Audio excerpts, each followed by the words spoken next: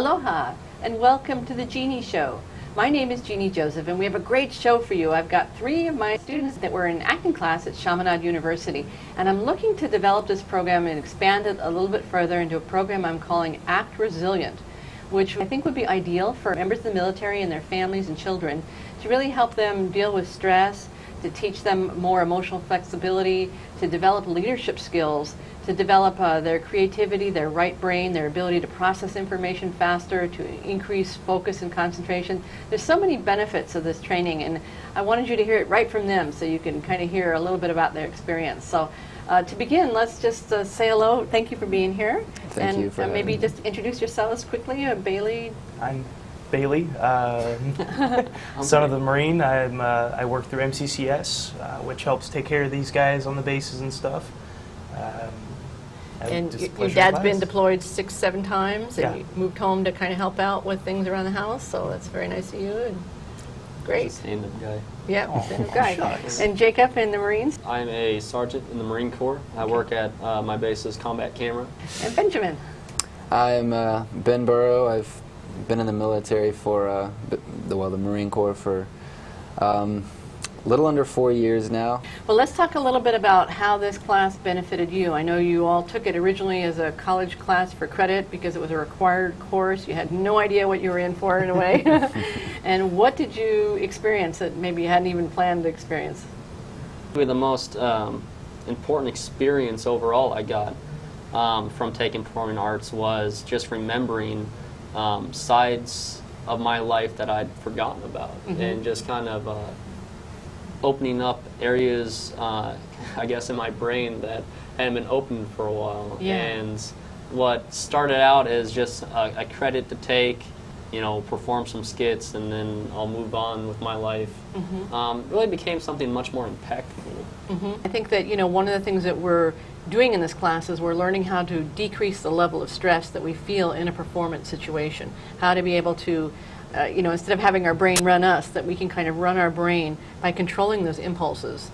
And you get more and more confident. You remember in your first couple of nights of class how scary that was. Oh, yeah. And tell us how that developed. Oh, well, the first couple nights of class, it felt like my head was going to explode. It was definitely stressful in the beginning, but by the end, it was amazing how big of a difference it was for me to be able to think on the spot, think of what to say. It was just, I mean, like that. By the end of it, I could keep a scene going for as long as I wanted. Yeah, it was just so much fun to see you really functioning at such a high level, because I think so often in life we're not using all cylinders. You know, we're really focusing on a very kind of dampened down way, and improv actually asks you to use all of this, you know, all this stuff and all this stuff and all this awareness, and it increases your awareness of other people's communications non-verbally, right? So you start to register stuff faster, which can be really critical in life and death situations, to be able to read what somebody's saying, not with their words,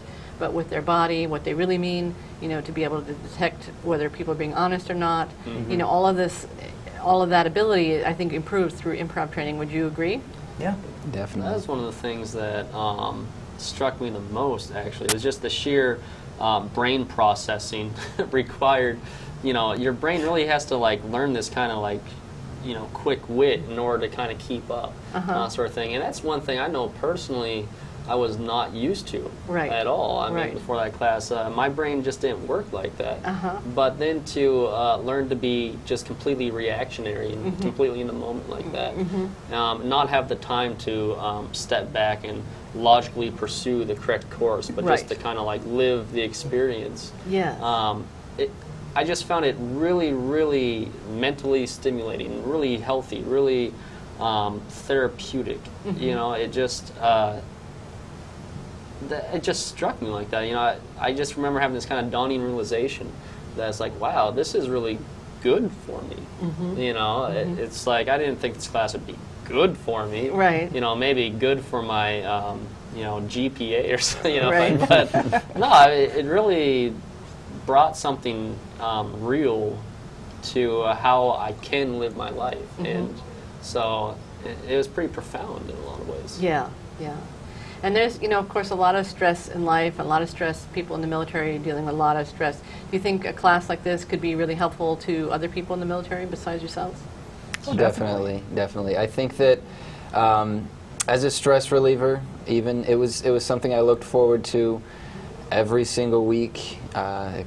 Class was on Wednesdays. I was just waiting for Wednesday nights so I could go and finally relax, and that always made the rest of the week just run so much smoother for me, because I mean, a lot of the just letting out of emotions whenever you play a particular role. I mean, sometimes when I showed up there, I got to class angry still for, you know, something that went on throughout my day. Right. And I'd go to class, whenever I was given a choice on what emotion to play, I would play angry and start screaming at everyone on the stage. And it was funny, and it was fun, but it really did help to relieve that stress. And I think that's something that really anyone should be able to use. Yeah.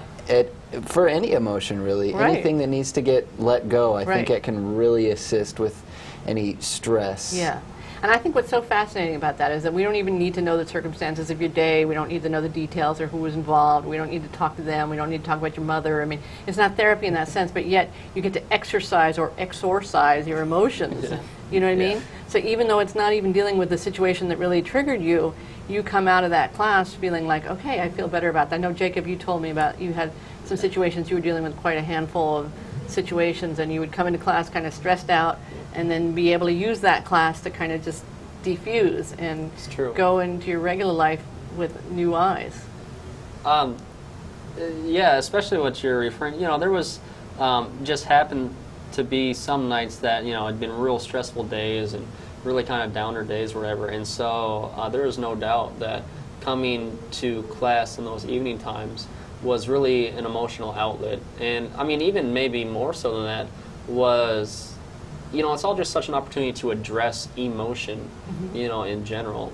And you could be experiencing all these personal emotions in reaction to things going on in your personal life.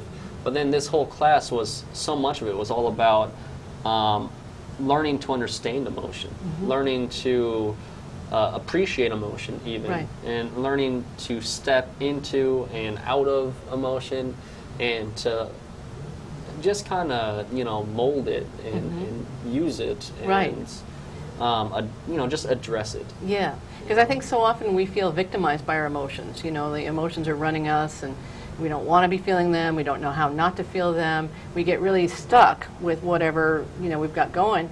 And I think what's great about this training is it teaches you emotional flexibility, how to switch emotions quickly, so that you realize you're not stuck with a given emotion. Okay, this doesn't feel good, let's go over here, you know, let's go have some fun, let's laugh, let's work it through. And I think especially for people in the military, you know, we would never think of not training your bodies, but we need to think about, we need to train this part too, from the neck up, you know, because this is where everything goes wrong, you know. You know, this is like you have one intention, but something gets in the way. So this really gives you that, I feel like it's like you get control of your brain again. You know what I mean? Instead of having your brain run you, you're running your own brain. And even just dealing with nerves and nervousness for performance translates, you start to feel more courageous in other areas of your life.